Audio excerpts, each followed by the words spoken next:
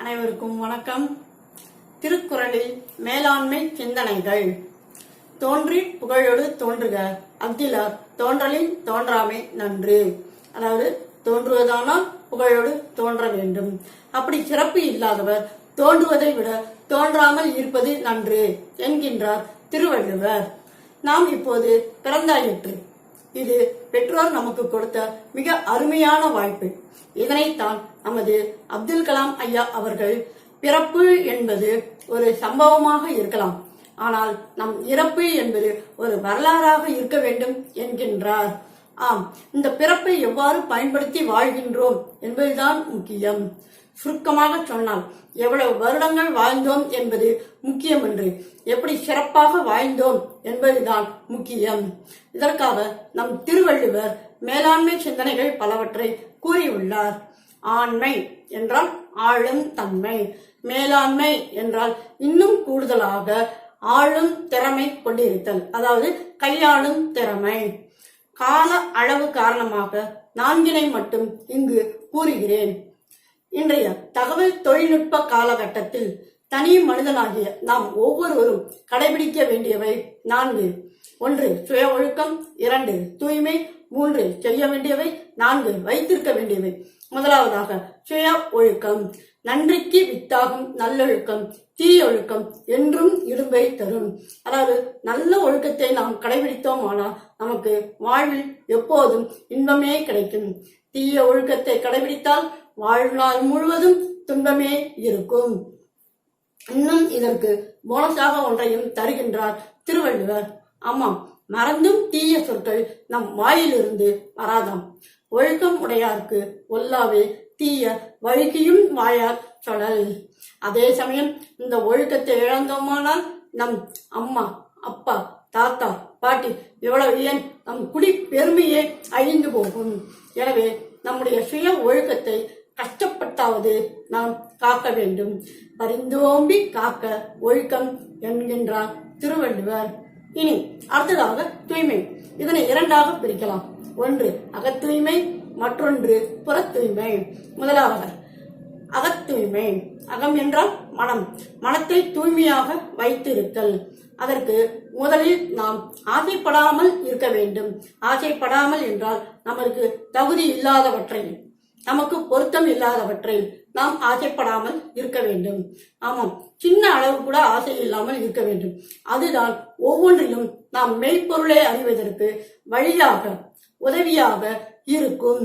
அது மட்டுமன்று, ஆசை இல்லாதவருக்கு துன்பமே வராது. இன்பம் இடையரா தீண்டும் அவா என்னும் துன்பத்துள் துன்பம் கெடின். ஆனால் ஆசை இருப்பவர்க்கோ இடைவிடாமல் துன்பமே தொடர்ந்து வந்து கொண்டிருக்கும். இதற்கும் ஒரு வழி தருகின்றார் திருவள்ளுவர். எதன் மீதும் உனக்கு ஆசை இல்லை, அதனால் உனக்கு துன்பமும் இல்லை. இன்பமே இடைவிடாமல் உன்னை தொடர்ந்து வரும் என்கின்றார். அவா இல்லார்க்கு இல்லாகும் துன்பம் அஃதுண்டேல் தவாது மேன்மேல் வரும். தவாது என்றால் மேலும் மேலும் என்று பொருள். வேண்டாமை அன்ன வீழ்ச்செல்வம் ஈண்டில்லை ஆண்டும் அஃதொப்பது இல். அதாவது எந்த பொருளையும் விரும்பாமல் இருப்பது போன்ற சிறந்த செல்வம் இப்பூமியில் இல்லை, வானுலகத்திலும் இதற்கு ஒப்பானது இல்லை. அதே போன்று கோபத்தை கொண்டவர்களுக்கு முகம் மலர்ச்சியும் அழிந்துவிடும், மன மகிழ்ச்சியும் தொலைந்துவிடும். இதைத்தான் திருவள்ளுவர் இதைவிட வேறு பகை உண்டோ என்று நம்மை பார்த்து கேள்வி கேட்கின்றார். நகையும் உவகையும் கொல்லும் சினத்தின் பகையும் உளவோ பிற. இனி அடுத்ததாக புறத்தூய்மை. புறந்தூய்மை நீரால் அமையும். அதாவது தினமும் நாம் குளிப்பதனால் நம்முடைய உடல் அழுக்கு நீங்கிவிடும் என்கின்றார். ஆனால் இந்த இடத்தில் புற தூய்மை என்பது உடல் நலத்தையும் குறிக்கும். ஆம், நாம் உண்ணும் முறையிலும் எடுத்துக்கொள்ளும் உணவிலும் முன்பு சாப்பிட்ட உணவு நன்றாக செரிமானம் ஆகிவிட்டதா என்று அறிந்த பின்புதான் அடுத்து உண்ண வேண்டும். அவ்வாறு சாப்பிட்டால் நோய் என்பது நம் உடலுக்கு மாறாது. மருந்தன வேண்டாவாம் யாக்கைக்கு அருந்தியது அற்றது போற்றி உணின். கூடவே மறுபடியும் ஒரு வழி தருகின்றார் திருவள்ளுவர். அப்படியே சாப்பிடலாம் என்றாலும் உடம்புக்கு ஒத்துக்கொள்ளக்கூடிய உணவையே சாப்பிட வேண்டும். எதை வேண்டுமானாலும் சாப்பிடக்கூடாது. அற்றது அறிந்து கடைபிடித்து மாறு அல்ல துய்க்க துவர பசித்து. அடுத்து மூன்றாவதாக செய்ய வேண்டியவை என்ன? இதனை கல்வி, பெரியவர்களை உடன் வைத்திருத்தல், உறவினரை காத்து இருத்தல் என்னும் தலைப்பில் காணலாம். முதலாவதாக கல்வி.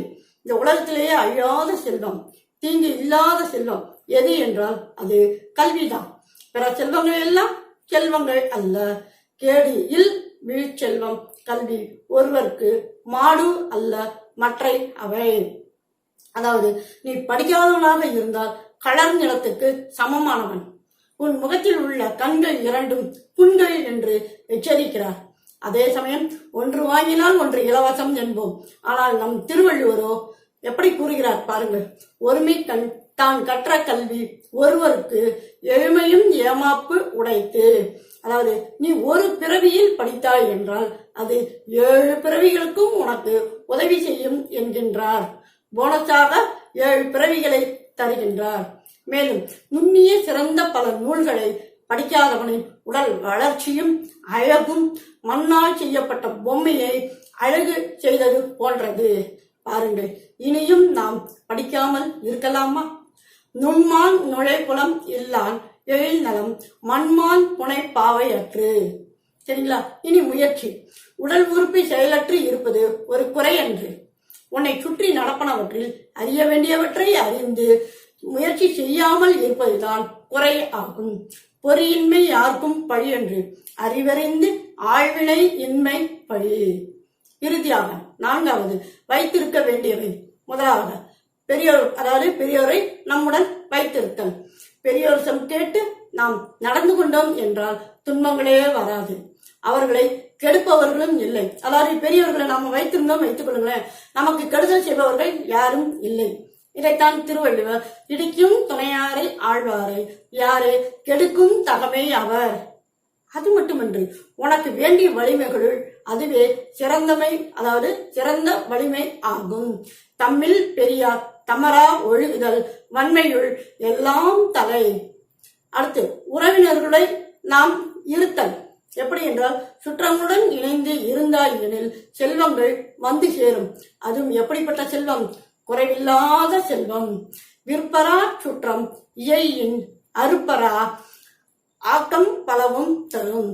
ஆக வள்ளுவர் கூறிய மேலாண்மை சிந்தனைகளில், அதாவது தனி மனிதராகிய நாம் ஒவ்வொருவரும், அதாவது தன் ஒழுக்கத்தை, சுய ஒழுக்கத்தை மேற்கொண்டு ஆசை, கோபம் ஆகியவற்றை விடுத்து நல் உணவை உண்டு கல்வி கற்று பெரியவர்களையும் உறவினர்களையும் துணையாக வைத்திருந்து வாழ்வது தொடக்கத்தில் நாம் கூறிய நம் பிறப்பின் மேன்மையை நாமே உயர்த்துவதாகும்.